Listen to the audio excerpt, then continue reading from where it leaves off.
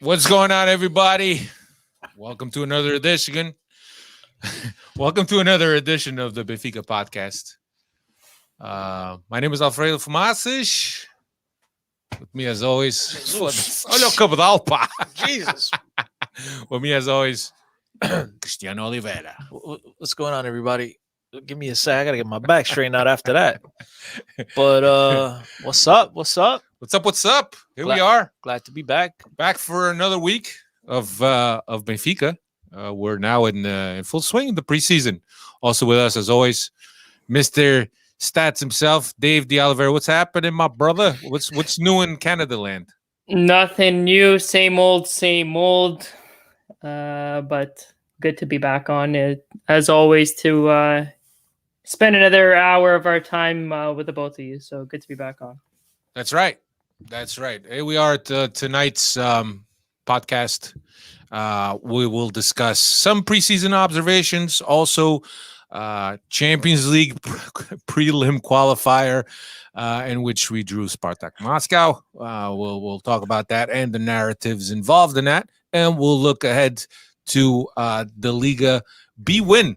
Cristiano, it's no longer Liga NOS; it's now Liga B win schedule. At least, Well, I'm just gonna very second podcast of the season. I'm gonna let everybody know that I'm gonna be calling it Liga NOS for a while. So don't get offended. Don't correct me. It is what it is. It's gonna take a while to get used to it. Ricardo Antunes, he'll be correcting you. First thing in the Cristiano morning. has a sponsorship with NOS. That's why he's going to be still referring it as Liga NOS. Maybe. No, it's or gonna, not. dude. After to me, at least, it takes me a while to get used to things. So It takes you a while to get used to things. yeah, especially a name change like that when you're so accustomed. Yo, in Liga NOS action, and then all of a sudden, like win? B win. B win. It's actually been B No, I win know what been B around. win. I know, but Yeah, the name. it used to be the league sponsor back in the day too, about 15 years ago. I Dave, think. you know how it is. Watch the Portuguese Liga NOS. That rolls off the tongue. Now watch the Portuguese B win. And Betadine. people like B and win what? B win. B win what? Cristiano, You think they took a page out of our BE Benfica Independente? You think they wanted to be like us? yeah, I think so. I think so too. That I think was they took the inspiration full, from us. The yes. full purpose and intent was to copy. That's why I like coming on here with you because you and I see eye to eye a lot. Yeah, of times. well, I'll give it to you straight. Yeah. Cristiano, do you? I know that there's a lot of betting houses and online betting. Do you have a problem with betting house or online gambling being a sponsor of a sport? Do you I think do there's and a I don't. conflict of interest? I do because old school, as I just mentioned before, with the new B win stuff and it takes me a while to get accustomed to this. So old school traditions, right? You don't really get these casinos, these betting houses involved in the sport because of all the things that could go wrong. But I guess the other side of me understands because look, all these leagues, especially the Portuguese league, as we all know, they're looking for anyone to sponsor. Who's going to pay the As most money? pipocas do Zé, if they put up the most money, they don't care. It'll Rei be- dos frangos. Exactly, Rei dos Frangos. You know what I mean? It'll be the Portuguese Liga Pipocas do Zé. They don't care. And so I understand leagues like the Portuguese League and stuff like that don't have those buckets of money being thrown at them in order to sponsor them, get these guys and on TV and whatever. So I look, you got to get it where you can get it. But yeah, the other side of things is that old school mentality of why would you even get a betting house, get these people involved, and obviously all the stuff that can go wrong. And so just because, look, I've always told you if there's a possibility that people could question certain things, and we all know in Portuguese football, so they don't even ask, Benfica perdeu. Quem pagaram? Quem robou? They don't even ask the score. You know what I mean? Portuguese football, you know how it goes. They don't. It's all about quem robou, quem não. And so, like, when you have these betting houses associated with the sport, look, I'm not going to look at it that way, but, there's small-minded people that will. So anytime you can eliminate some of that discussion, you try to do it as much as you can. But in Portugal, with the Portuguese league, very few people watching, very few people throwing money at the league. I totally understand it on their part. Both of you guys are pretty Thank big you. followers of American sports. Is there any betting houses that sponsor teams or leagues, like DraftKings, There's for an example? DraftKings. It's FanDuel or DraftKings. One of them is like the MLB's official partner nowadays. You can't watch. That's the one thing About about be smacked in the face with an advertisement. that's all. It's 20. It's every opportunity they can get nowadays. Where back in the days they would go into a commercial. Now they get the little screen. Like, see how little Dave is right there on the screen. You get the game Picture in picture. You get the pic. Like, but it's the same thing, Dave. You're the smaller picture. You're the game, and then the big advertisements and the big. And it's like they use every opportunity they can to promote themselves. And Major League Baseball, who ironically enough, banned Pete Rose for betting and gambling. Now they're official partners of of so and so gambling. It's just comical. It's comical. But again, all these sports leagues and teams, it's all about money. That's all it's about. As you can see, you go to a stadium, you go to a game, tickets are crazy expensive. That's why I laugh, Dave. I laugh. Right? You live near the Toronto area. You know how expensive it is to go to a Toronto Maple Leafs game, a Raptors game. And then I hear my friends in Portugal, and they're complaining about spending 15 euros on a game. And I'm like, 15 euros? Like, I got to pay like $55 to park. That's just for parking. 15 euros is a small popcorn. You know what I mean? So, I understand totally different, lifestyle in Portugal as far as the money people make. I get it. But here you're paying 200 plus to go to a Maple Leafs game, I bet. And that's that's the shitty seats too. Yeah, exactly. That's the 500 levels, but that the money is in the gambling world, and as more states and start changing their gambling laws too, it's just more and more potential for the money and the revenue to flow in through, right? So like you said, already Major League Baseball with FanDuels or DraftKings, and it's just it's a never-ending market, especially here in North America. Already out in Europe and Britain and Portugal, they've already got their gambling laws straightened out, but here they keep on expanding state by state, and Canada just changed their gambling laws, so expect those to be coming across the border pretty soon too. And look, I know we didn't come on here on the Benfica Podcast to do a gambling podcast, but since we're on the subject, I have to add this, Dave. As you know, in Alfredo, in Europe, it's been part of the day-to-day life, the betting, the gambling. I think it's accepted. In the United States, Dave, us that follow the American sports, we know how frowned upon it was, right? You couldn't talk about gambling.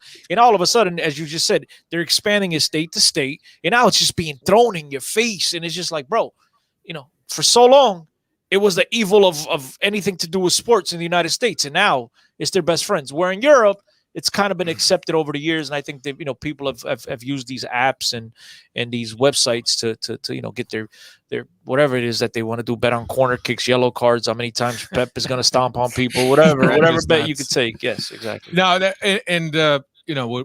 as Cristiano mentioned, this is obviously a podcast that is about Benfica, but we wanted to give everybody a chance to jump on here and catch up to our stream. Obviously, we're streaming this live on YouTube, and I just posted the link on the Twitter page. So welcome everyone that's joining us. Anyway, here we are. As I mentioned, preseason observations, Liga B win schedule, and the UCL draw for the prelim. Let's start with preseason. Benfica finally played 2 games over the weekend. Well, not over the weekend. One was on Friday, one was on Sunday, if I'm not mistaken. That were televised, and that we finally got to see we finally got to see the team in action. We finally got to see the team. Let's just say that they were in action, but I don't know how much action he there was. He doesn't look too happy seeing the team. I don't think he's too happy after what he saw, Fredo. That's the first reaction I get from him. Yeah. And I know, Cristiano, you didn't watch any of the games, so it's anything that I'm going to ask you, you're just going to bullshit me through it. No, I won't. I just said, hey, this is look, for those of you that came on here last week looking or anxiously anticipating Dave to speak a lot, this is his opportunity. Today I concede to Dave. How's that? Dave, platform, it's all yours, baby. Whenever Cristiano says that, it goes the complete opposite way, and he steals the show. So yeah, no. The thing is that, and you guys don't know this obviously, but before we go live or we start recording, Cristiano always tells Dave, you're going to need to do all the talking. I don't feel like talking today. And then we all know how that turns out. First of all, that stays in-house. All right? That's first of all. That's only for the Patreon fans. Come on, that's for my private channel. All right? So anyway, Benfica played their first game on Friday, the first televised game against Casa Pia. Vlaco Dimos, Gilberto Ferro, Murato, Gil Dias, Florentino, João Mário in the middle, Pizzi on one side, Rafa on the other, Vinicius and Ramos were up front. And obviously, Helton Leite not getting the start because Helton Leite will not be able to play the first game of the season as he picked up a red card in the Portuguese Cup, if you guys do recall that. So whoever's the second goalkeeper at that time will be starting in goal, whether it's Villar or Vlaco Dimos, yet to be seen. There was some rumors today that Atletico Madrid might be interested in Vlaco Dimos.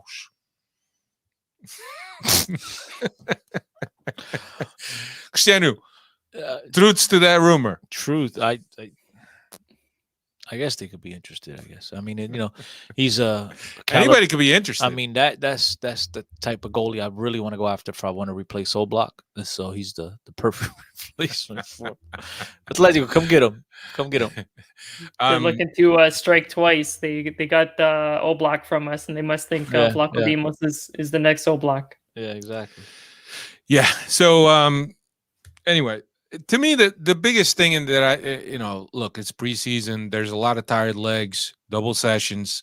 Conduto did say that the team had worked out in the morning. They played in the afternoon or late afternoon, whatever it was, 7 p.m. I think Portugal time.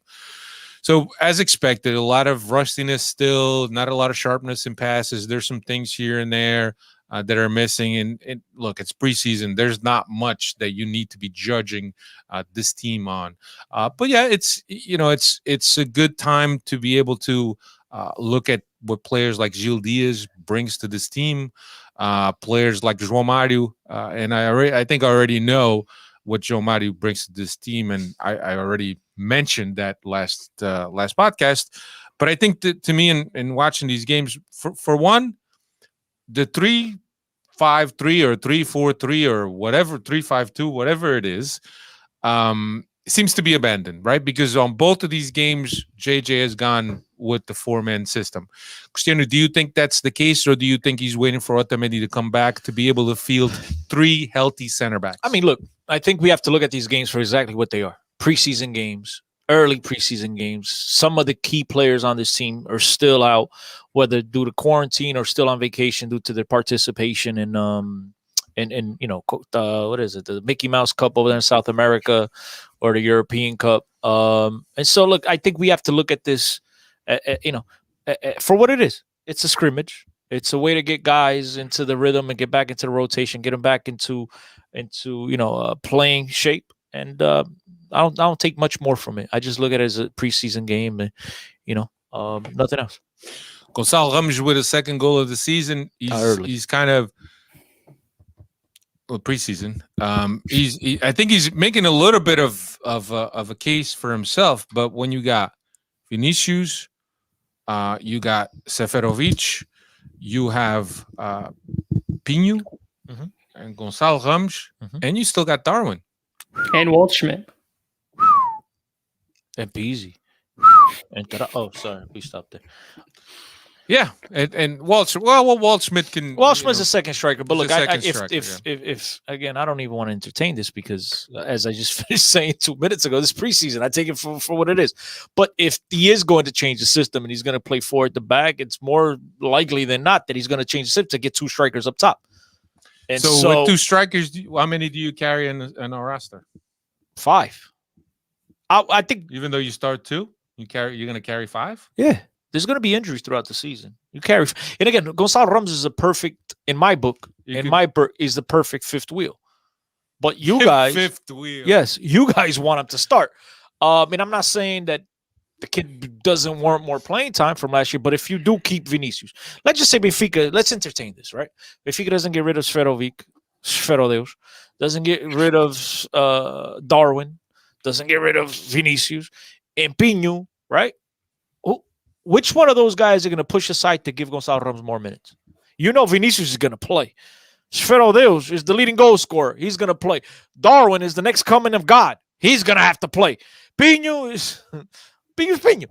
And then you got the kid. So he's either going to be the fourth wheel or the fifth wheel. Will you feel better if I call him the fourth wheel? I think he's just going to be. I think he's going to be a spare. He's not going to be a wheel. Well, that's the fifth wheel. Unless you got a that's the spare, the fifth wheel. The thing is that with Gonçalo Ramos and when you're looking at this roster and how many strikers you have on pure strikers, let's just say that, because Waldschmidt, you really can't consider him a striker, even though he's a second striker. What about Darwin? You consider him? Oh, no, no, but Darwin won't be back until September. Yeah. So we have that to contend with. And I think that Gonçalo Ramos is perhaps too good right now to go and play for the B team. And I think it's going to stunt some of his progress. Well, here's the thing, Alfredo. I honestly do think that if Benfica will indeed go ahead and ship some guy, whether it's Sfero Deus or whether it's Vinicius, because those are most likely one of the two is probably going to leave. But when that happens, it will be after the Champions League, third eliminatoria and then the playoffs, right? That will only happen. And so then I think that will open the door for Gonçalo Ramos, because then he'll be a top four guy, as opposed to right now, he's fighting it out with Pinho. You know what I'm trying to say? Because I do think those other three guys are guys that Benfica is going to count on a lot more than Gonçalo Ramos. I would like to see a little bit more from the kid, but if those guys stay, I'm not sure it's not in his best interest to look for an opportunity to play somewhere else on a season-long loan. Obviously, in Portuguese football, Benfica can't loan anyone else because they've already sent 3 kids out to the first division in Portugal. What's it called? A B-Win League? Now the new rule, I don't know if you guys are aware, but Portuguese teams are only allowed to send 3 guys on loan in the first division, because in years past, Benfica would have 8 guys on one team, Porto, and then when they play each other, like whatever, Benfica would have 10 guys at Braga. I'm just using an example, right? When they face Braga, 10 of those guys are somewhat suspended, sick, I don't know, whatever the case may be, and then they'd obviously play against the secondary lineup. So the league put a stop to that, which I'm a fan. I'm just not sure if 3 is the adequate number. I think 5 players. You're allowed to loan 5 players to the first division. I think I'd be okay with that. 3, I think for teams like Benfica, Porto, Sporting, who have, especially Benfica, they got 282 players on contract. 284. No, but they at one point they had like 114. So Benfica has a boatload of players on the contract. So I do think that they should raise that number to 5. But that's a conversation for another day. Yeah. If the guys do go out, it will be after the Champions League matchups. Yeah. Observations on this preseason, along with what I already mentioned in terms of the 4 defender setup. João Mari just with a couple days of training and he's already starting. And I got to be honest, from what I've seen so far and what I know of João Mari, I think that if there's anything that you should be excited about this season is perhaps what João Mari is going to add to the Benfica midfield. Looking at everyone that has played these couple games, and granted, take everything with a grain of salt because of preseason, I'm not excited about anything else, man. I really am not.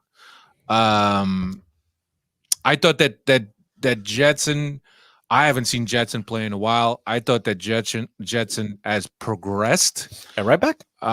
No, just progressed as a player, progressed as maturity. He's a lot more relaxed in terms of the way he handles the ball. He's confident. I was really surprised in what I've seen from Jetson. Not that he was burning everyone up, but in terms of the maturity and how the players progressed after a year and some on loan, I thought that Jetson has progressed well. Does he have a spot on this roster? He probably could.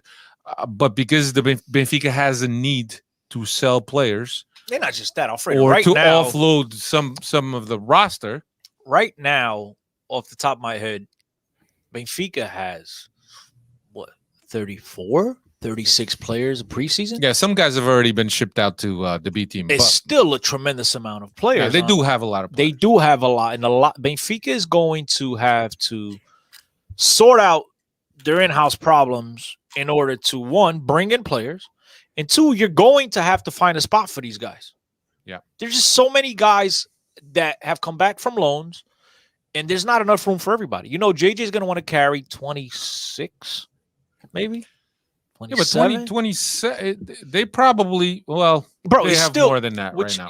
Even with the injuries. At 36, that's still at 26. That's 10 players they got to get rid of. And a lot of those guys, especially the guys that are on guys that don't guys don't want to play on the B team. You got a guy like Samari JJ não conta com ele, right? He's not going to want to go anywhere. And if that guy stays, it's going to be a team. It's not going to be anywhere else. You have Jetson. You have Alpha. You have Gabriel. You have Florentino. So many guys. Vinicius, what's the case with him? Is he staying? He's not staying. I think there's so many unanswered questions. And look, it's unfortunate that we have to go through this BS. But I think for the players themselves, it's even more heartbreaking than it is for us, because these guys need to know what's going on with their futures. And right now, I don't think anybody knows what the hell's going on. Nobody knows if Benfica's coming or going, and it's a hot mess. Yeah. Yeah, so a win against Casa Pia, not that it matters much, but for me, it was a plus to see Gonçalo Ramos get on the board. João Mario with the start, and he does seem like he's going to add something to the Benfica midfield. I thought Ferro was decent, but again, I mean, you're talking about Casa Pia. We're not talking about another team of a high caliber. And those are pretty much my my positives from what I saw this against Casa Pia. I know, Dave, you didn't get a chance to watch that, but let's go to they won the game on that thrilling own goal. Right? That's right. Gonçalo Ramos goal from across from the Monku master Pizzi, who's in tip-top form right now against all the Monks in preseason, and then that fantastic team own goal that gave Benfica the 3 points. Yeah. Did it count? Cross. Did it count 3 points? Yeah, it counts 3 points. 3 points. JJ vai fazer as contas ao fim do ano? Yeah. So now we turn our attention to the Almeria game, which is, Almeria is a little better than Casa Pia. They are they're Portuguese. They're Spanish second division. They're still better. They just missed out promotion. They were in the playoff, but they missed out promotion. But also, this was their first preseason game. It's a tough league. Second division in Spain. Benfica got their record signing from second division in Spain. I mean, same club, right? Wasn't the same club? I think that they might have been. Yeah. Look, now I just put those two together. This was like a pagamento, for more to throw on top of the 25 million. It's like in Football Manager, when you sign a player, you have the option of scheduling a friendly. Yeah, but the only thing is you do those friendlies in the full stadium, and then the team keeps the ticket, the gate. Some of the gate receipts. Unfortunately, I don't think Benfica sold a lot of tickets to this game at Seixal. But nonetheless, look at that. Almeria, we got their leading goal scorer. He was their fifth goal scorer, whatever the hell he was, or the league's fifth goal scorer. But nonetheless, he's on our team now. So against Almeria, Vlaco Dimos was in goal, Gilberto Veríssimo, Vertonghen, and Grimaldo, Weigl and Tarabt, Pizzi and Rafa on the wings, and Ramos and Pinho up front were the choices. Again, that 4-4-2 setup again. And basically, a lot of the players that started this game were players that came in the second half against Casa Pia. And the thing that and I know that Dave, you watched, so I'm gonna ask you questions about it. The thing that I liked is the high press. Benfica press is high. They squeeze teams. They force turnovers. The biggest thing they have to work on right now, and that's something that's worked through, is the timing of the press. Because if you don't time it well, you're going to leave a guy with enough room to be able to find a free player on the weak side of the press, and now the team is out and Benfica is exposed. But I like seeing the high press. It's typical of JJ to have that high press, to get the ball back as soon as possible, to then go on a counter or go on the offensive. So I like that. Gonçalo Ramos missed kind of a sitter, and Cristiano, I know that last season. What's kind of a sitter? Is it a sitter? Or it was kind of a sitter. Kind of a sitter. It was a sitter. Okay. You should have put it away. Yeah, it was a sitter. It was a sitter. That's and I know that JJ and a conversation that I had with Cristiano last season, we all had with Cristiano, obviously, was that Gonçalo Ramos was given a chance. He had a free header, Oh yeah, I a bit of remember. a sitter, and he missed it. And Cristiano was like, well, He didn't miss it. He shanked it. yeah. And he's My man like, hit the corner flag. and he says, this is the reason why he's not getting more shots, because when he's given the shot, he can't miss. And for as young as a player, as an experience, he's 19 years old. When you're given this a shot at this level, you gotta come through. But a lot of people that listened to that conversation on last year's podcast, on one of last season's podcast, a lot of people took it as me, disrespecting a player or like a jab. It totally wasn't. It's just explaining that when you have a coach such as JJ, who, let's call a spade, it doesn't really play the young kids a lot. When you do get on the field for a coach like JJ, you can't miss those opportunities. That's all I was saying. You know what I mean? And I want to clarify that because a lot of people took it as me saying that he doesn't have the quality and yada yada. And I have no doubt that the kid could probably reach those heights that we all expect and hope that he reaches at some point, and especially in the Benfica shirt. But in order to play for coaches like this guy, you have to take advantage of your opportunities. And when you come into a field and you're half into it, sometimes you're not really engaged in the game. Gonçalo Ramos is not that guy. He's not half into it. But we've seen, and a lot of people would say, well, Chris, he came in the 86th minute and he's walking around. Right. I agree. Look, a young Cristiano Oliveira, I probably would have 86. Oh, joga tupa, that's maluco. I probably would have 86 minute now. But at the end of the day, I think when you're a young player, you have so much more to prove than a Seferovic. And your margin for error. And I've told you this countless times. Epa, I'm going to use a Portuguese expression, right? Se tu tens que comer a relva, tu comes a relva. And when you come into the game and, you're not, bro, you got 6 minutes. You got 5 minutes, whatever it is, right? 86 minutes, 4 minutes a night, a couple of added on. Bro, you just go all out, sprint 100% all out. Because a coach like JJ is going to pay attention to those things. And then when you get a look in front of the goal and you hit the linesman, I mean, it's going to be rough for you to get those opportunities. Now, hopefully, it's a second season with this coach. Hopefully the coach, right, as the newspapers say, Jesus agora conhece a equipe, because last year, I guess he didn't know anybody. But, more familiar. He knows what these guys are more capable of or whatnot. And look, and hopefully he gets a little bit a bigger opportunity. Now, I think it's going to be hard when you forget Pinho. You just put the other three guys ahead of him, unless one of them gets injured. And I know Darwin will be injured until September, or not will be injured, but we're obviously he's recovering. We expect him to be back by September. If unless those guys get injured, where's he going to get the playing time? Yeah. Unless someone leaves, and we anticipate someone leaving. But I do believe that if Benfica, Benfica is going to make the Champions. I'm just saying it out right now. Benfica is going to find. They're going to slap around Moskow, whatever they're in Spartak, Moscow, and then whomever the hell else they play afterwards. Benfica is going to make the Champions League. So I anticipate one of those guys to leave. But I do think that if one of those guys leaves, Benfica will go out and reinforce themselves, just like they expected to do so last year. I think there's a possibility that both Seferovic and Vinicius leave. I think that Seferovic has market. I think that Vinicius has secondary market. Jorge Mendes. That's what he's got.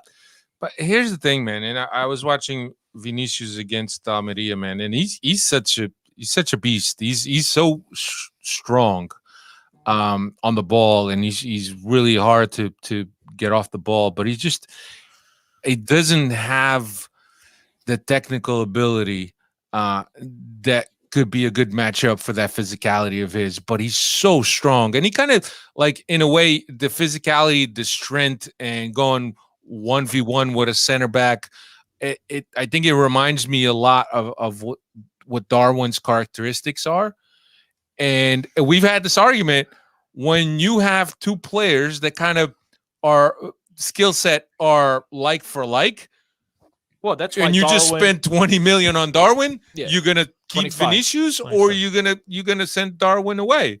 So you can understand how that choice was made. Well, they spent 17 on Vinicius too. It wasn't cheap. Yeah. The cheap one was the leading goal scorer, Sfero Deus, 6 million. Yeah. But look, I don't think you can play two guys like that up top. You're gonna need one that knows how to play, that knows how to play outside the box. And the one thing about Darwin, you say it reminds you about Darwin. At least, look, you've seen him make those crazy runs. He gets the ball behind the midfield, and he takes on, and he's able to beat everyone. Then he gets to the goal, and he pulls a Rafa on you, right? Or he passes the ball. But I just look. We'll see what happens. I think right now they need to get all their eggs in a basket and make sure that everybody's ready to go against the Rui Bombas. And they need to do what they have to do to qualify for the Champions League. And then I think there'll be a lot of players going out, a lot of players coming in. But until then, I feel bad for a kid like Gonzalo. Yeah. But we'll see what happens. I mean, maybe he surprises me, surprises us all. And, he's able to get a lot more playing time this year. Christian, you know who's impressed me through these two games that I've been able to watch? A young player that's playing out of position, that's playing at right back, Paul Bernardo. Yep. He has impressed me with his technical ability, his confidence. I'm really impressed. And I think that it's a shame that the kid won't be able to play in his natural position, which is center mid. Obviously, that's, I mean, when you're talking about 5 forwards, you're talking about 18 center mids. But you know what? He's taken advantage of the opportunities that he's been given by JJ, and he's done well. JJ spoke highly of him. And I don't know. I was impressed by the kid. I watched them on a few games on the B team, but really these preseason games have been a good indication for him. Here's the thing. They showed Dave for a lot. No, but I was going to say, and I'll let Dave talk. Here's the thing. I didn't watch many, and I was going to ask Dave. See, man, you messed up my flow.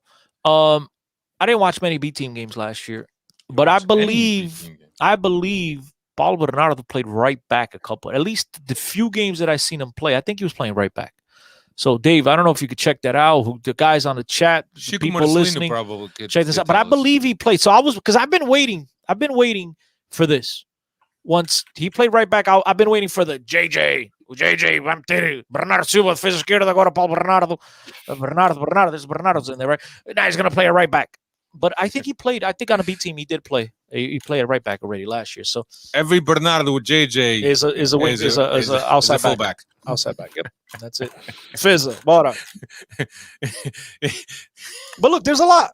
You got Andre. He'll be back this year. What's the situation with Andre? I mean, the guy's been out. Cooper is not full. Still, not 100%. He was supposed to be back, right, Dave? There was a possibility he'd be back in March for the games. Yeah, for the last game of the season, there was a possibility, but I don't know. Man's getting older, and he's got to take that extra time too. So you got him. Recover. You got the best Brazilian right back since Cafu, Gilberto. All right, magic. That guy, terrific. You got Diogo Gonçalves. You got Jetson. You got João Ferreira. Well, you got Paulo Bernardo. Enough, Jetson has not been deployed at right back by JJ in these two games that I watched. Oh man, see, JJ don't know. Only Mourinho knows what to do. Mourinho's the man. He put him at right back. JJ don't know. He's been deployed at outside mid, not a winger, but more of like an interior playing on the right hand side. That's where Jetson has been playing, and PT's where PT would normally play. Yo, real quick, shout out to everybody in the chat. Saucy 22 Gaming. Chico, Marcelino, como é que é Chico? E Barbosa, 973. I think that's my dog. Poof. Nelson Carvalho. What's up, everybody? Yeah, Dave. Thoughts on this game, my brother? Yeah, just like you said about the Casapia game, that nobody really stood out to you except for João Mario. I think Paulo Bernardo had that little flash there in the second half where he took on a couple of defenders, but other than that, nothing really stuck out to me. I'm a little bit concerned with, it's still very early in the preseason, but we still got a big game coming up in almost 2 weeks' time. So I hope with these next two games coming up, we start seeing how our lineup's going to take shape leading up to the Champions League qualifier. Because right now, I don't think anybody's getting any rhythm with a starting 11 for the first half and then another starting 11 for the second half. Yeah. And players aren't really going to get used to playing with some of these other guys, right? So I really hope with these next two games, we start taking shape and whoever we're going with for our starting 11, we start giving them some more run, maybe 60 minutes, and then half an hour for some players here and there. Who you guys got? Who are we playing next? Next, we play on Thursday. We play Ligue 1 champions Lille, Oh, Renato. and And on Sunday we'll play Marseille.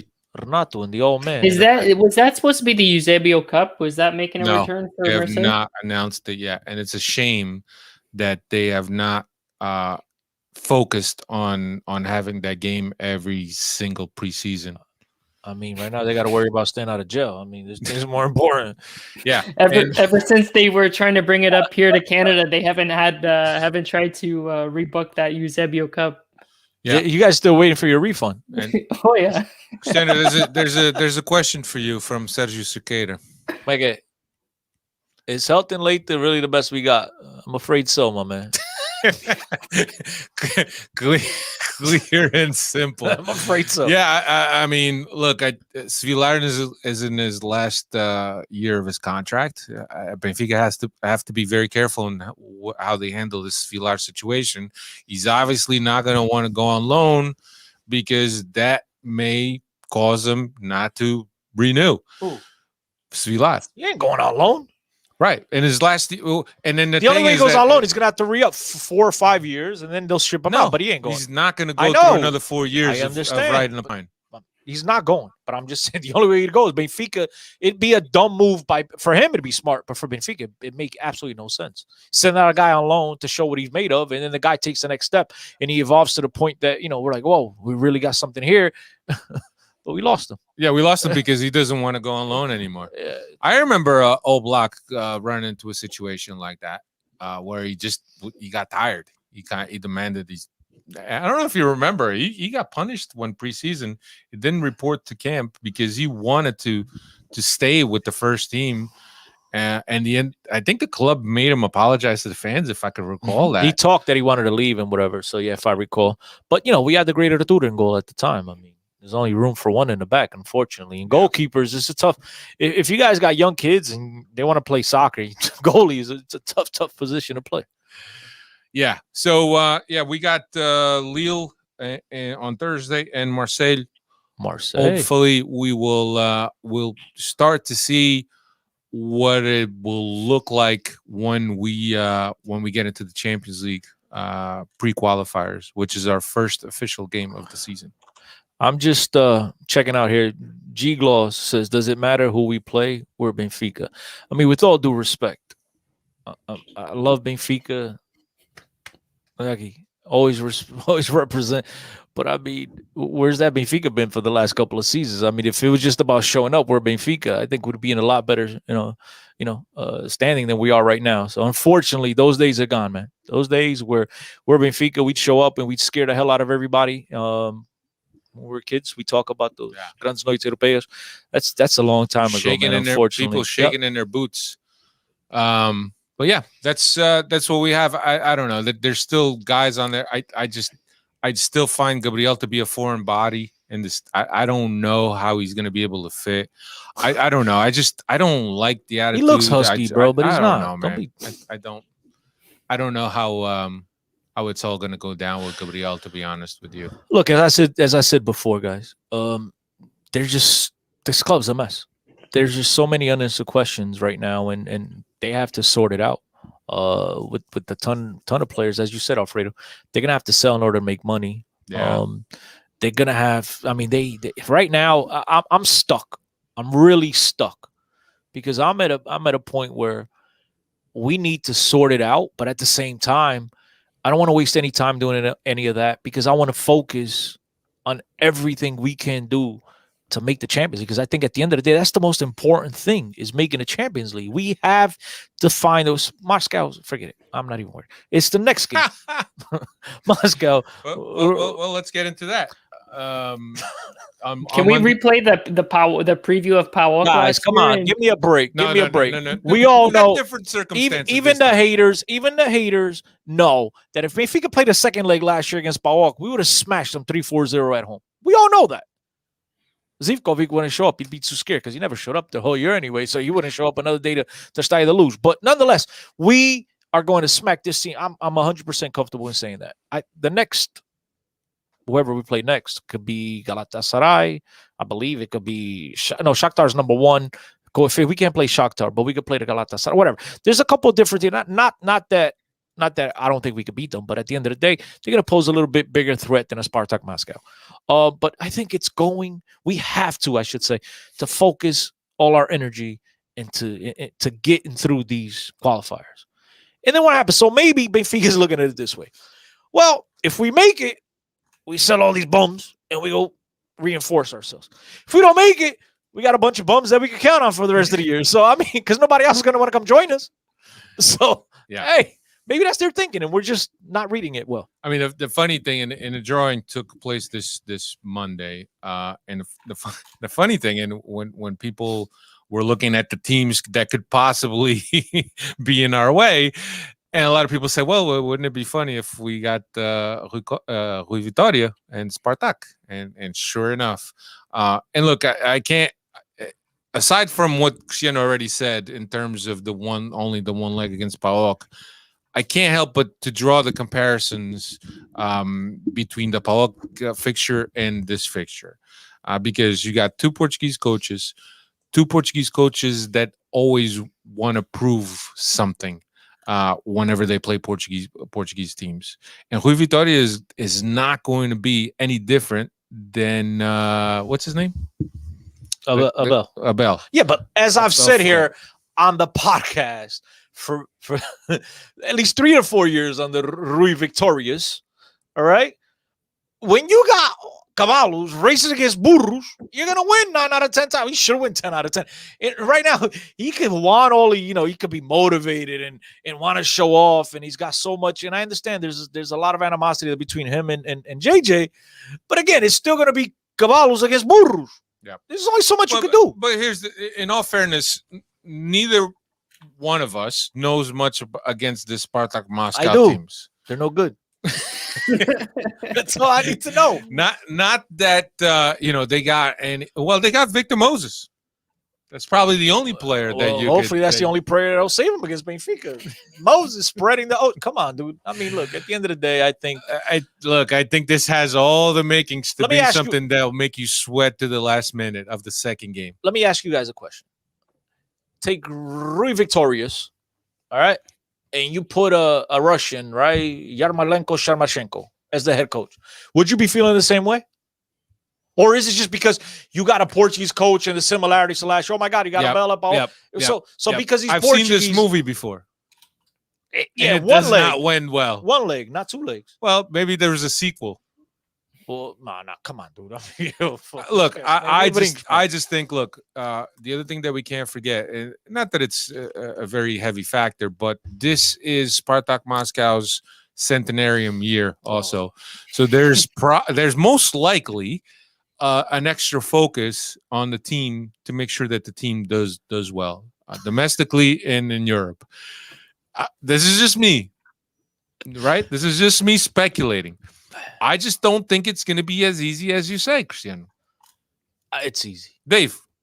I don't think it's going to be as easy either. But I don't play in that 100-year reasoning. I do think that there is going to be some added pressure between JJ and Vitória, like a WWF wrestling match, another round with these guys. You couldn't have written the script any better between the two. But the thing we have in our favor is that it is a 2-legged affair, with the second leg being at the Estádio da Luz. But I don't know. Russian teams scare me. Though it is going to be the middle of the summer, we don't have to worry about going to Russia in the dead of winter. But I don't know. I don't like whenever we get drawn against these Russian clubs in European competitions. Yeah, it's gone well for us though over the years. How about recently?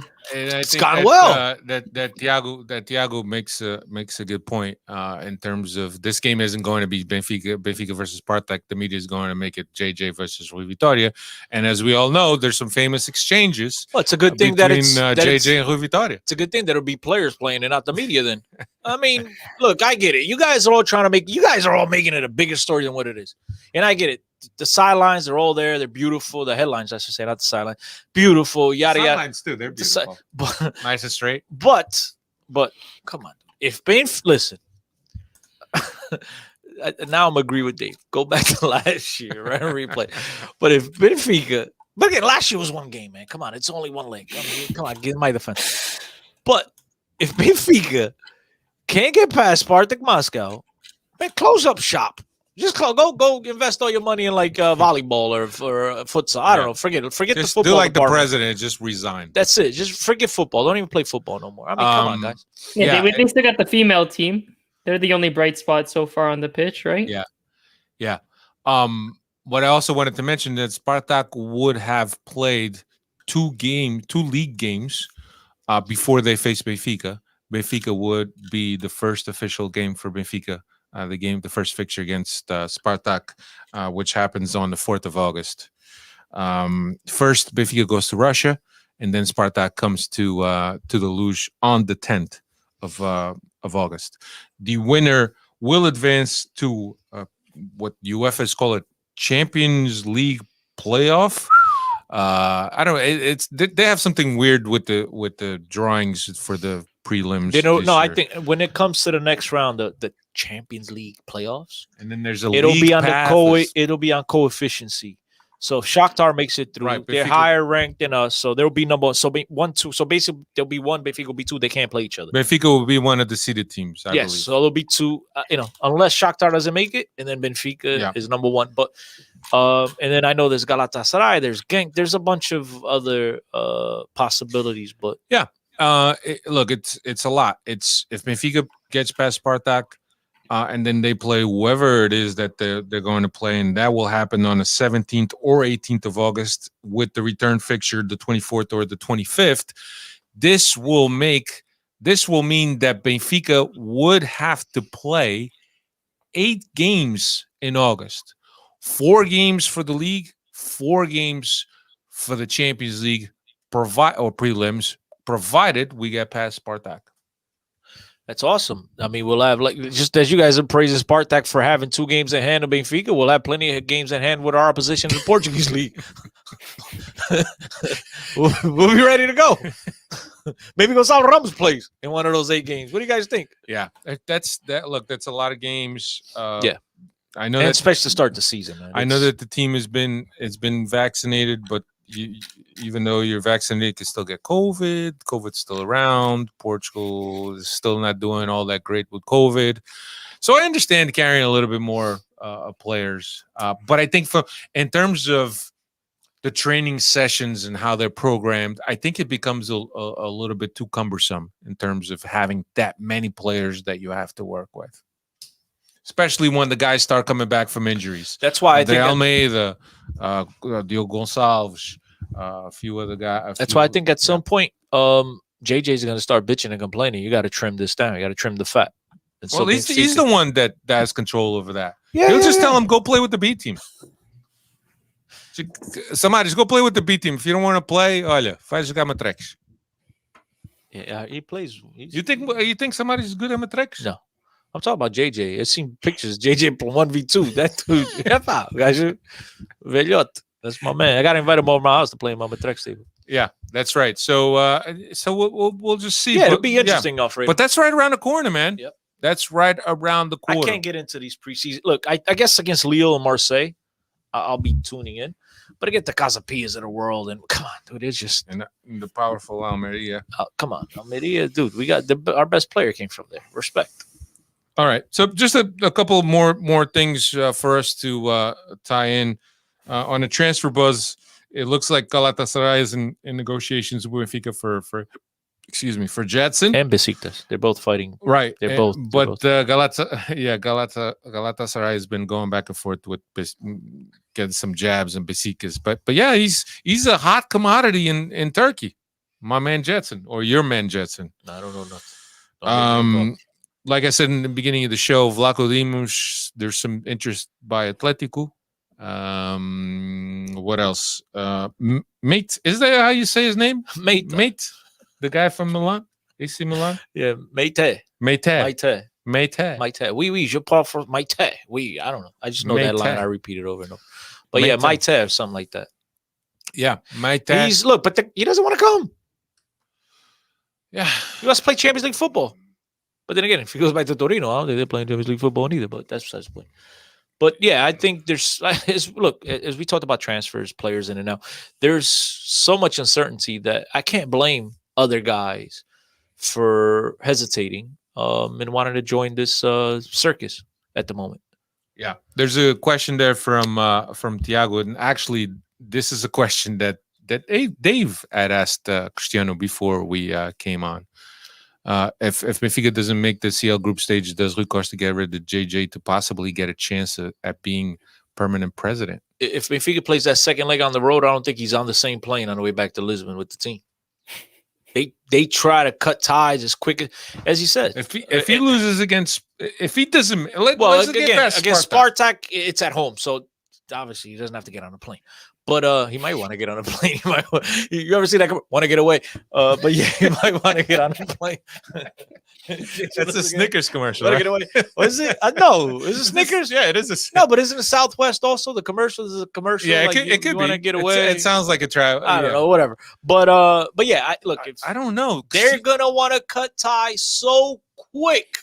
It's not and as I told you guys are witnesses. Like you said, the only chance he's gonna get is gonna cut ties. Well, guys, you got to do with me. I got the right coach to head this project in the next 5 years. And exactly, he's gonna try to do everything he can in order to get on the side of the fans. Man. And let me ask, and I'll ask.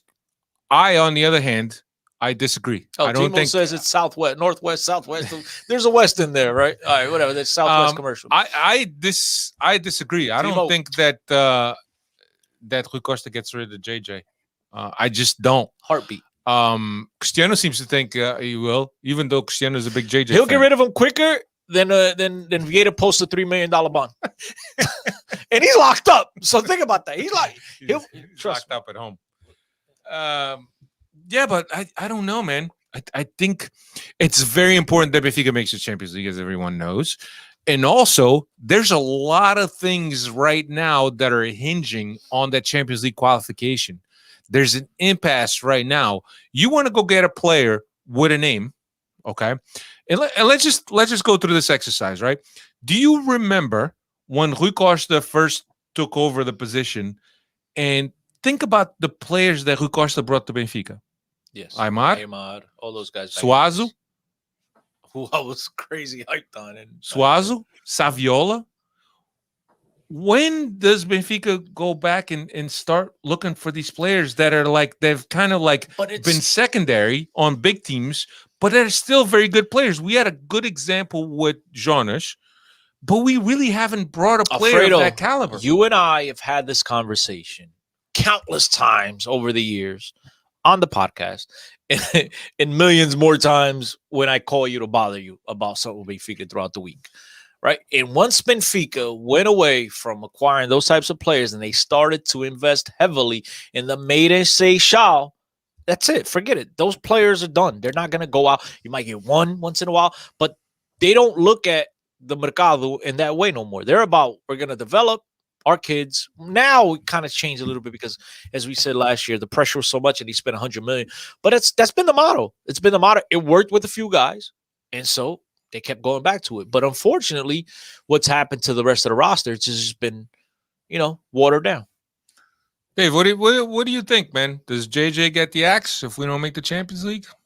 I think he does get the axe, and just because both parties at that point, JJ might not want to stay on board with us. But like Nelson's comment there, can we afford to get rid of JJ? That'll be the bigger question: how much money is he still owed?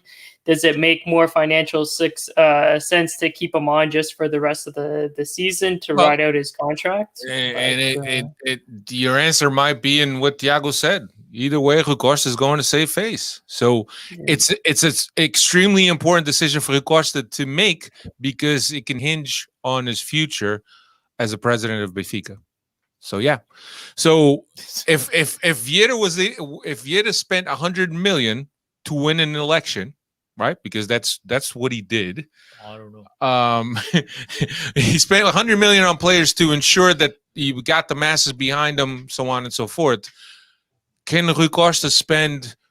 What does JJ have? Another year of contract? Year and a half? One more. Sign One 2 more? year deal. Sign 2 year So deal. This one and last year and this one. What's another year of JJ? 5 million? No, but it's not even about I think at that point, JJ might want to be out. JJ might not want to stick around because it's going to be an absolute circus. Their questions are going to come hard and fast every single day. The presidency is going to be up in shambles. The club might not be able to straighten itself out for a little. JJ might not want to be part of the circus. Yeah. He might just say, look, you're right. I fell. I came here with so much hype and so many expectations. I fell. I'm out. But he will never say I failed. COVID screwed us up. But whatever. but again, what he says publicly and what he says on that table, negotiating table with whomever it is that'll be negotiating at that time with Benfica, it's two different things, right? But he might just say himself, look, I failed. Íamos got o triplo, and instead we got the triplo up the. But you know what I mean? It's just I think he might look to walk away himself, and I don't think the club's going to stop him from walking away. I think it'll be like, look, let's come to a mutual agreement here. You haven't done what you said you're going to do. We can't provide. We can't give you what it's going to take for you to get your team up and running the way you like to get. Look, I think right now it's best for us to part ways. And Benfica is going to sell it. And look, this is not the coach for our project. You know, our project is to develop our kids. He's going to sell you that whole Seychelles thing. We're going to focus on our club. And this is not the coach. And I kind of wanted to lead you into that as Gary B asked the question, who would you want to coach Benfica? Here's what I'll ask you. Knowing what we know about Rui Costa, and understanding that Rui Costa is now the main decision maker, do you think that JJ is a coach that fits Rui Costa's profile for what a Benfica coach should be? I can't answer that question. Do we know what Rui Costa's vision is for the club? What the hell is Rui Costa's? I don't know. Well, the guy that you mentioned that brought in those players, that's 10 years ago. I don't know. But let's give some context to this, right? Rui Costa is a guy that's well known throughout world football. Spent a lot of time in Italy.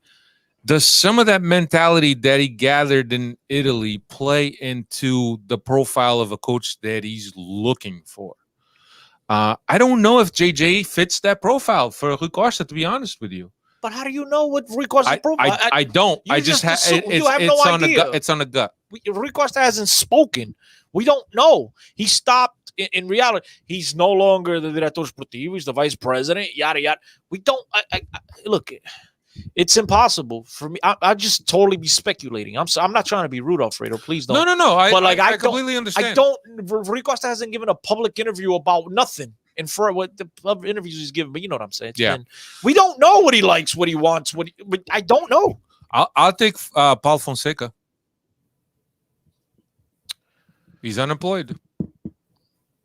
I don't know for how much longer. But I would think Paulo Fonseca. JJ's going to dominate the Champions League. We're going to win the Taça da Cerveja. Come on, man. Forget about it. Vamos jogar o triplo este ano. Este ano é que vai ser. Agora é que vai ser.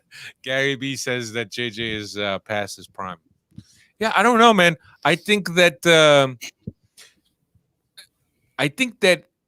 he was able to achieve a lot with Benfica in his first stint. I thought that Benfica gained as much from him as he gained for Benfica in terms of projecting him to another limelight. Leaves Benfica, goes to Sporting, does not win a championship there. And look, played attractive football. You just couldn't do it. Goes from Sporting to the Middle East. I don't know if he won a championship or not, or that. But I mean, who's coaching in the Middle East that's relevant at this point? No one really. Ended up going to Brazil. Brazil's football is completely different in terms of tactical knowledge. They're way behind what European football is at. And JJ introduced a new way of playing. He also had a very good roster at his disposal at Flamengo. Comes back to Portugal with the head the size of the statue of the Christ that's in Brazil, and thinks that he's just going to get to Portugal and things are going to happen for him. So I don't know if his methods are outdated, if JJ is outdated. We know what JJ was brought to the team in the past. This season or this past season, he has not brought that. Came up very short for me. I was very disappointed in terms of the expectations You that I had. couldn't say that from the get-go. You had to go bash on him coaching in Qatar. I just wanted to give some. I just wanted to give some context as far as JJ progressed or evolved as a coach, and just because he took Flamengo to the Libertadores, which I mean, half the teams in the Libertadores couldn't even play. The guy won more trophies than he lost games. That's the truth. The guy won more trophy. Look, last year was not a good season for JJ. And I'm a JJ guy. We all know here on the podcast, everybody's heard me rant and rave about the guy. But at the end of the day, he has to step up and he has to, do what he has to do. Benfica has to start winning games. Benfica has to make it to the Champions League. But to say that the guy is past his time, to say that bringing up Qatar and discrediting other leagues, at the end of the day, everything you said about Brazil is true. But then again, why haven't others gone there and done what he done? It doesn't work like that, right? It takes someone that knows what they're doing to get those results. And I know Abel went in the next year and won the Libertadores, and he's fired already. He was about to get fired. I don't know if he's been atrocious here in the second. Did he win the Libertadores? He won it. Yes. Okay. But at the end of the day, it feels so easy. Others would be doing it. I for one, and you know this, I buy in to the excuse of COVID. It affected Benfica, right? And I know the results weren't there before, but I do think that it snowballed into one huge storm for Benfica, man. And and things just weren't going right, and it was ugly at times. Benfica was scoring goals, but then they were leaking goals out the back, and you saw once JJ started getting the weeks to practice, the guys into the practice, or a full week to practice, buying into a system and others, the results started to happen. I'm not ready to give up on him, but now I will say this, and I'll say this publicly for the first time. Come September, and the results are, forget September, come the Champions League playoffs, whatever it is, and we don't get the results that we so much desire, I'm ready to cut the cord. I'm not going to be giving him a pass anymore. Yeah, I don't mean to get too far off topic here, and I kind of want to stay on the script, but I mean, for example, Mourinho. Would you say Mourinho's past his prime? That dude, I mean, he needs to. So there's a possibility he needs to adapt. There's a possibility that JJ has kind of gone in the same manner in terms of being one season relevant. One season, you're ready to say this other guy's been to job after job after job after. It's been years. Right? Where, I mean, come on. Well, again, we'll see. If we're here in year 3, 4 of JJ, and the results are what we saw this year, agreed, man. Like I told you, I'm ready. I'm ready to do it in what? What are we at? What's today? 2 weeks. I'm ready to do it in like 2 weeks. Yeah. But just after one season, when again, whether you buy into it or not, it was a crazy. It's a crazy world. Look, so crazy that Sporting won a title. It's crazy. But let me ask you this. If JJ doesn't perform the way we expect him this season, without any excuses, do you admit that JJ is a fraud? I admit that he's failed. That's it. He's failed. I can't say he's a fraud. I mean, look, the guy, Benfica in my lifetime is a little unfair because we had Why is JJ coached outside of Portugal? I mean, in Europe, bro. I don't know.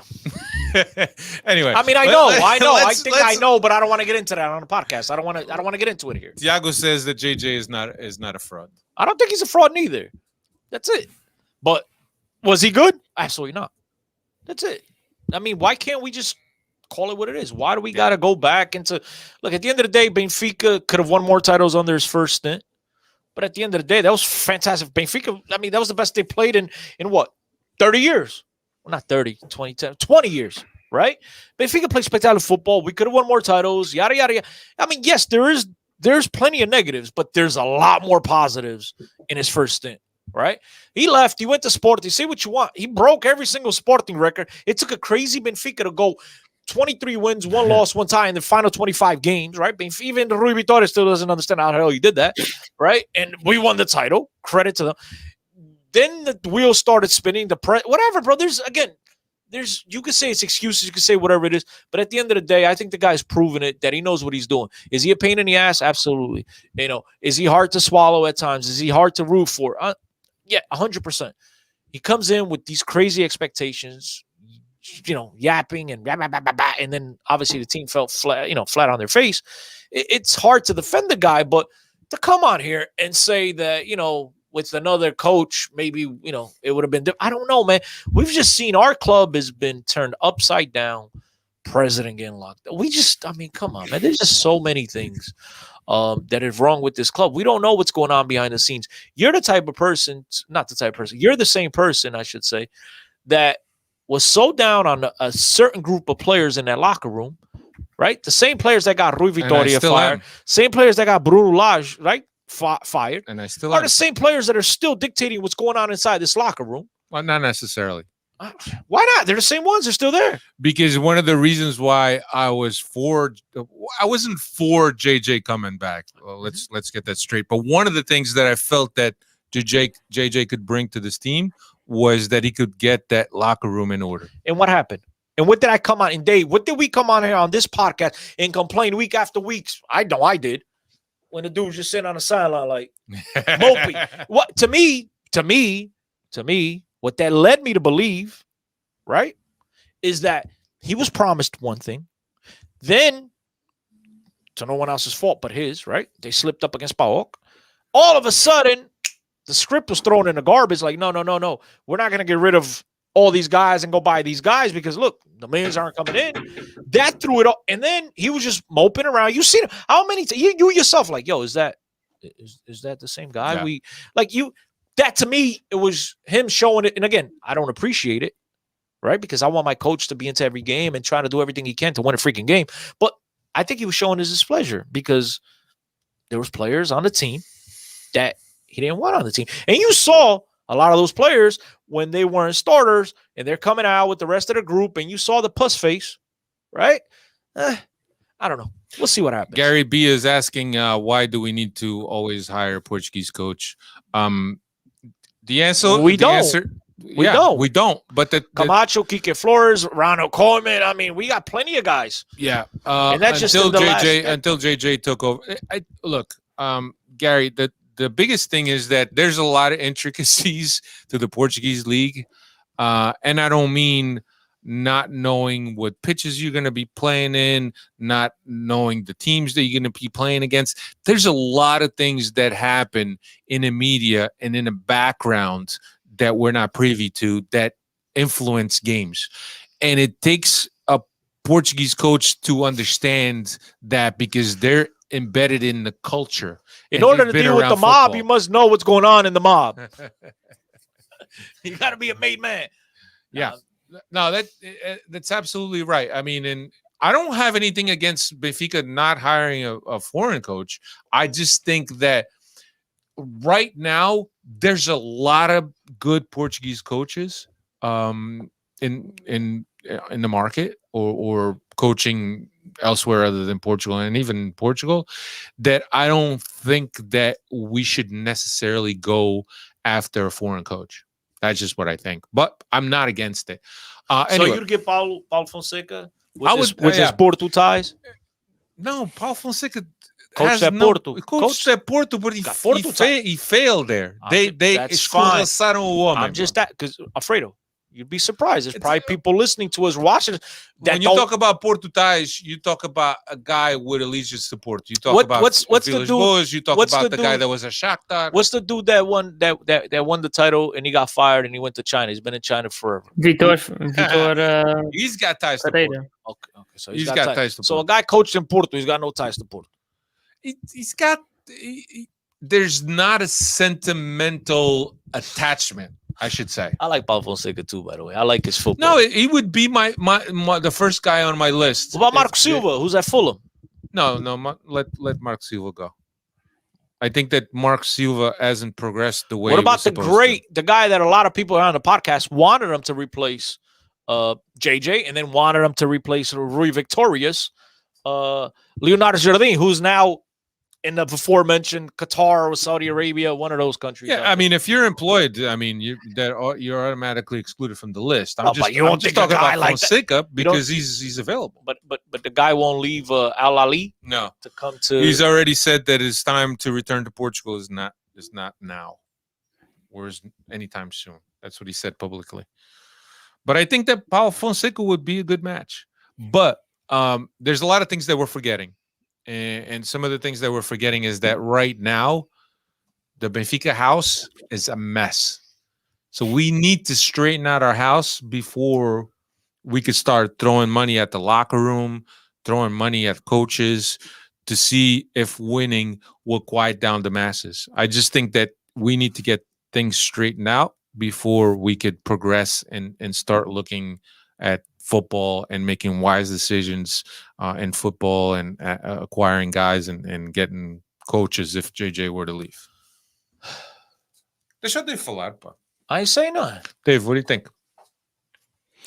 I think the script is there that if we don't get these past this Champions League qualifiers, we let go of JJ. And then there's already last season, our neighbors up north. Maybe they don't get off to the greatest of start. They sack Sergio Conceição, and maybe JJ goes up north and makes it a trifecta between Benfica, Sporting, and Porto afterwards. But we'll see. We're jumping way ahead, and we're playing hypotheticals. I like some of the comments on the chat. Carvalhal. I don't think that's a bad chat. Shout actually. Yeah, but is Braga gonna let him go? I mean, they'll let go of Ruben Amorim. But so we're gonna have to pay the 10 million price tag on Carvalhal. Send him Chiquinho in a bag. All right, we've strayed way off course. Let's turn our attention now to the schedule, the Liga B win schedule, and I'll run through real quick, and I'll point out some things you should be watching for. Dave, Benfica will open up the Liga B win against the team that you like to pronounce the most, Moreirense. That's B-Sad. B-Sad takes the cake on that one. Belenenses? Yeah. So Moreirense is on the 7th of August to open at home. Then Aroca away, Gil Vicente away, and Tondela at home. That wraps up the month of August. Don't forget those 4 Champions League games in there, or pre-qualifier games. That's 8 total games that will be played in the month of August. And domestically, Moreirense, Aroca, Gil Vicente, and Tondela, they're not that big of opponents. If you, I'm not familiar with what each team has done this preseason or this offseason, I should say, but I don't consider that very, very tough opponents. In September, Santa Clara away, which is always a tricky fixture. Boa Vista at home, Guimarães away. In October, Portimonense home, Vizela away, Estoril away. In November, this is when it starts getting tough. Braga home, B-Side away. And in December, Sporting home, Famalicão away, Marítimo home, and Porto away for that month of September. So that's how we finish out this year's against Porto away. And then in January, and the last game of the first round, Paços Ferreira at home. So a second half in which we'll have Braga away, Sporting away, and Porto at home. And obviously, if it comes down to the wire, having Porto in the penultimate game of the season can be a little bit of a tricky situation. Cristiano, and I know that you haven't had a chance to really look at the calendar, but really, if Benfica needs to win the championships, we need to beat people. Yeah. Yeah. We need to win more games than our opponents. For sure. I mean, but what do you think of the start of the season, especially this month of August? That's what I was going to get to. I was going to talk about that before we get. No, I'm listening to you. You mentioned that you haven't paid attention to what these teams have done. I mean, I'm surprised a guy like yourself, who's got a Thiago Dantas shirt at home, did it? It's mentira. He's at Tondela. I mean, that's going to be. I mean, the dude's going to run havoc on that Benfica midfield. Look, I think. Moreirense, Aroca, Gil Vicente, and Tondela. That is Benfica's month of August. Aroca, another team from Aveiro back in the Portuguese First Division. That's good. And Gil Vicente, the Cox. These four clubs, you know what this mean? This means Pizzi's going to have 8 goals through the first 4 games of the season. Manku Master is going to be firing on all cylinders. Yeah, it's too bad Darwin is injured to start the season because he could pad his stats right then and there. Yeah. So then, not a very tricky first month. But here's the thing. There's a lot of pressure on JJ to win games because of the impending elections, because of everything that's going on at the club.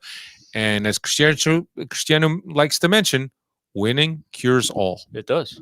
And I think that's what the people upstairs are hoping and they're waiting on, that we get a lot of wins in a row, and it kind of hides the current situation, and they're able to, go to elections when things are beautiful at the time. But winning cures everything. Yeah, that's all it's about. It's going to be going to be tricky because of the Champions League games, a tremendous amount of pressure.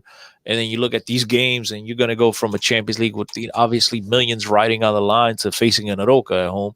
It's going to be a huge letdown. But nonetheless, these guys are professionals. I believe JJ will get them. Look, man, I say the same thing year after year. Benfica has an obligation to win these games. Yeah. And I don't think it changes this year, regardless of what's going on at the club or not. I just think that the current situation at the club, and look, for me, there needs to be a complete house cleaning. And I think that if Rui Costa wants to be a candidate, he needs to surround himself with the right people, because I'm available. If he's just going to go with the guys that he currently has now, and understanding everything that has gone on, and understanding that it's to me, it's impossible that these guys didn't suspect something that was going on with Luis Filipe. And I know that he hasn't been proven guilty, blah, blah, blah, blah, blah, blah, blah. But when there's smoke, there's fire. And understanding that Luis Filipe was taking meetings with Texter, and not that there's anything illegal about that, obviously. Understanding that Luis Filipe has allowed Porto Canal to come to Estádio Luz and film an episode of a series they're doing on the Pinto, whatever championship they won. Has anybody, I'm just asking, because that video was supposed to come out last Friday. Has anybody actually seen video of that? I mean, they just threw I that don't know out, when it's but supposed to come out. It's supposed to be last Friday. But anyway, nobody had seen it. Yes. But here's the thing. I found it very suspicious that Domingos Soares Oliveira, a guy that controls every single penny that goes in and out of Benfica, is not aware of what's going on. Rui Costa, the president's right-hand man, the guy that Luis Filipe said, once I finish this mandate, he's the one that is going to be replacing me. Rui Costa doesn't know anything that's going on. I think Texter said that in his press release, in his statement that he put out, that, look, I went over there, I got to meet everybody. I think he pretty much... Rui Costa doesn't remember meeting Texter. Some guys don't remember meeting Texter. He remembers meeting me, though. He sure does. Well, you make an impression on anyone. Oh, please, you step back. That's why we're partners here. So you always not a compliment. Yeah, but no, look, Alfredo. what can I say? But I mean, but let me. I went on we're going on off tangents. No, keep going. The thing is that if Rui Costa wants to be the candidate, he needs to surround himself by the right people, not necessarily the people that he has now. And also, if he's in charge of the club right now and the club doesn't perform, you have a poor month of August. You don't make the Champions League. That is reason enough for people to shun Rui Costa. Yeah, but is that his fault? It's not his fault, but he's a I'm not product. defending him. I'm asking. He's a product of the Vieirismo. This is a product of the Vieirismo, right? Because Rui Costa was right-handed man, blah blah. And look, I think that Rui Costa is an idol to a lot of people, him included. But in terms of what his position in his role at Benfica has been, nobody really knows. You went to get Aymar, and I like that. All right, you went to get Aymar, you went to get other guys, but then after that it's just like, what exactly does Rui Costa do? With the exception of standing at the end of the tunnel and tapping every player on the chest as they go onto the field. Nobody really knows what Rui Costa was doing. Now he's taking on another role, was a vice president, blah, blah, blah, blah, blah. Now he's the president, right? Now it comes time for Rui Costa to kind of, in this short period of time, to kind of impose his style and his personality. And his style, his personality have to be different from what was going on with Vieira. If he's going to have a chance. I don't know. It's very confusing times for the club and the situation and everything that's going on. I just think that right now, whoever's there, it's not sustainable, and we really need to look at and see who needs to leave and who doesn't. There's a lot of guys in the structure or in the SAD that have ties to businesses that Benfica is sponsored by. Isn't that a conflict of interest? You know, why should a guy in the SAD, his cousin is the owner of a churrascaria that sponsors Benfica or that supplies the frangos for Benfica? Isn't that a little bit of a conflict of interest? And I know not a lot of people know these things. Well, but the problem is Portugal is like, hey, big, and so everybody's gonna know somebody. You got some primo somewhere. Yeah, you own one of these big businesses. But it's a conflict of interest, right? Because you got to think that, it is, but like if this was put up for bid, but like we said about the B-win in the betting houses, right?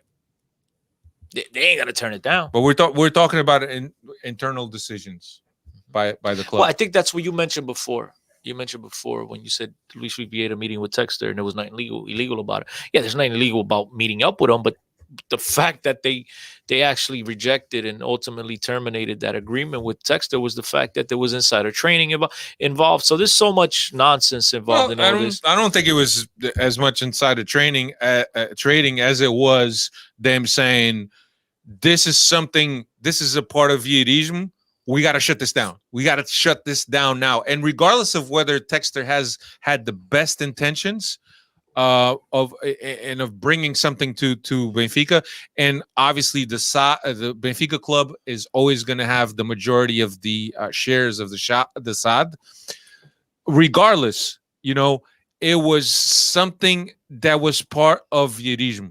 And I think that Rui Costa and the rest of the staff and the rest of the club need to put them as much distance between themselves and Vieira right now, if they are to have a chance when election times come. But they've done that. Well, they have so but far. That's the way to go, though. But what more do you want done? Again, look, for those that are listening, I'm not I'm just asking questions. But let me ask you this question: do you think, right, if John Texter presents an investment to Benfica, and everybody's aware, Soares Oliveira is aware, Vieira is aware, Rui Costa is aware, the rest of the vice-presidents are aware, do you think that Benfica turns it down, understanding the implications of such investment? For me, it's tough to answer that question, because I think I asked the question here last week, which is, as long as Benfica keeps the 70%, does it really matter who owns the other 30%? And I know, I guess after 25 or whatever, you get 2 seats in the board or something like that. You can start making decisions, yada yada. Well, you nominate people to be part of the decision-making process. Mm-hmm. So to me, to me, and you know how I feel about this because we got into plenty of conversations over Yeah. the years about private ownership and the whole nine. That's a conversation for another pod. But to me, out of all the bad things that Vieira did for the club, to me, that's I didn't really care much about that one. Yeah, I think that It is what it is. I mean, look, was he selling it for more than what he should have? Yeah. Yeah, I think Oh. I think that Texter is really an innocent bystander in this whole situation because regardless of whether his intentions were good or not, and let's assume that they were good, he's a guy that has had a success. He's a guy that was the president of Fubo, a big streaming multimedia company. He's a guy with a lot of context, and in his website, he stated where his intentions were for Benfica, and I didn't see anything wrong with that. He didn't put everything out on the table. He said he'd like to explain it more during an actual TV Right. interview. But so. but there was some things that he put on there, global reach, global access, blah blah blah, streaming platforms, blah blah. Look, how big of a market is there in the United States to have Benfica games streamed legally? It's not just about the United States, though. I'm talking about just the North American continent. But here's the thing. It's not just about the United States, and it's not just about Benfica. I mean, yeah, United States stream Benfica, United States, and it's not just about Benfica. The guy's got other businesses and other, obviously, and so there's a way through Benfica that was his foray to into make the it- Portuguese market. to make it not just Portugal, but all of Europe and stuff like that. And Right. and so, look, to me, that was the least of my worries. The whole Texter thing. No, I wasn't I have worried. a bigger problem with the shenanigans. I have a bigger problem with the direction of the club. Look, as you know, I've been complaining about this for many years. And so the only thing I could say to Benfiquistas listening and wherever you may be around the world, it's very simple. We're in this mess now because us Benfiquistas weren't smart enough. The signs were all there for many years, and people are just gullible and stupid. Call it what it is, and get offended all you want. But at the end of the day, Benfiquistas are straight stupid. We were dumb to put up with this and let this get to the point to where it's gotten now. And we've had chance after chance to rectify the problems, and we haven't. And so now we need to be smarter this time around. When the elections finally do show up and there's time for us to show up, whether we could vote in person, vote electronic, whatever the case may be, Benfica needs to do everything to make this as transparent as possible. We need to get these letters with our pins months before the election, not months after the election. And that happened to me. But we need to be smart. I had to call for my pin. We can't just fall for a song and dance. We really need to be taken out to the whole dinner, the spa, back rub, the champagne. We need the whole shebang. We can't be gullible and stupid like we've been for now 30 years. I mean, it's been a long time. It's not this. The thing is, and this is why I'm saying stupid. And look, I know some people are gonna get offended. I don't mean it, to be offensive to anybody. But at the end of the day, this is not a Luis Felipe Vieira thing. This is a Benfiquista thing. This is a Sauce thing. Because fool me once, right? How's it go? Shame on you. Fool me twice. Shame on me. I mean, what's it gonna take? Yeah. How much longer are we gonna put up and keep falling for the same BS? And I think that it's perhaps something that has to do with the Portuguese culture and mentality, right? Because I kind of it's not the same, right? But you could find a comparison, right? We're going to be forever grateful to Fernando Santos for getting us a Euro final, right? But we all saw his shortcomings in terms of handling the level of talent that he has and Portugal not playing to the best of their abilities. So same thing with Vieira. Yeah, he stole, but he also gave a lot to the club. Let's not forget what he's done for the club. Yeah, he's done a lot for the club, but where's the future? Is the future of Benfica being involved in all these processes and all these searches by the police? Is that what you want? Is that what you want your club? Do you want to open the New York Times and see a negative news bit about Benfica? Hey, there's no negative news. All news is positive, baby. But anyway, look, I think we've gone a little bit too long, and we could be here forever in terms of this Luis Felipe Vieira thing. Short and sweet. Things need to change. I think elections need to be set. and Rui Costa did say by the end of the year, or actually the Mesa, whatever. Some of the people in the directive, which are the ones responsible for setting the elections, said that it will be set by the end of the year. And I think that there's a lot of things that we need to reflect and think. As Cristiano mentioned, we need to be very careful in who we elect next. And it's on our and don't elect the guy just because you dislike this other guy more than you dislike this one. Elect the guy that you feel is going to serve the club the best. And sometimes it's hard to say because you might say, "Oh, he says all the right things." So did Valias Vid. He said all the right things. elect the guy that's going to give my Canadian brothers their refund money. What do you think, Dave? Get us the match and we'll call it even. Come back on tour with the ICC. Bring it over here. I don't Hey, care. with your luck, they'll do it during COVID season. And nobody can show up. Hey, but they Yeah. came back. No, but that's what it is. I think that right now a lot of people are anxious for the season to start because maybe some of this negativity will go away with the wins. But deep down inside is you need to straighten this crap out before you can move on to the next step and have success sporting success, I should say. I believe in JJ, baby.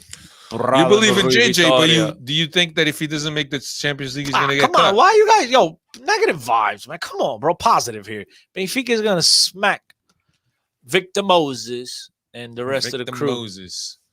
Rui Victor Moses is going to Victorious. dance around Vertonghen like no Taj one's business. Maluku. Taj Maluku, man. Benfica, I look, at least in this first matchup, I don't know who we're playing next, but at least in this first match against Spartak Moscow, I'm pretty confident. Again, I was What do you say, confident win- last year. Tie in Russia and No, win win. comfortably in Portugal. Win 2-0 and 3-0. 5-0. Chapada. Both clean sheets. Yeah. Estás com força, pá. I mean, come on, dude. Estás com pau. Look, I do think, come on, dude. Benfica, look, we're not happy. We feel like, they haven't done a good job taking care of the roster, bringing in players, getting players out yet, whatever. But I think we have enough, as things currently stand, to take care of business against Rui Victorious. Roy Victoria. No, Victorious. Victorious. Yeah, against him. And then the next, we'll see. Look, game by game. But I think that these first two games will be fine. And I'm ultra confident because, again, I bet everything I got. Had we played a second leg against PAOK and started to lose, I think we would have been in last year's Champions League. We didn't get that. We didn't get that, that opportunity. This year we do. Even if we slip up, I believe that. I don't think we're going to slip up in Russia, but even if we do, God forbid, we have enough to turn it around and start to lose. Dave, you agree? I told you, I'm not as confident as you in this tie, but that second leg being at home gives me a little bit more of ease. That's what I went to go look for right away to see if this was a one-legged tie or a two-legged tie. So bring it home and hopefully bring the result with it as well. All right, everyone. That's all we got for this week. We got an hour and 30 minutes going. Thanks everyone that was in the chat. Robert, Fernandez, Thiago, Timo, Tony Carvalho, Gary B, Nelson Carvalho, Brun Barros, I saw him earlier. All the good stuff. Thanks guys. Thanks for all your support. Your boy João was there, bro. João, Chico Marcelino. That's right. Poof. Thanks everyone. Take care. Stay well. Forza Benfica. Take care, everyone. Later.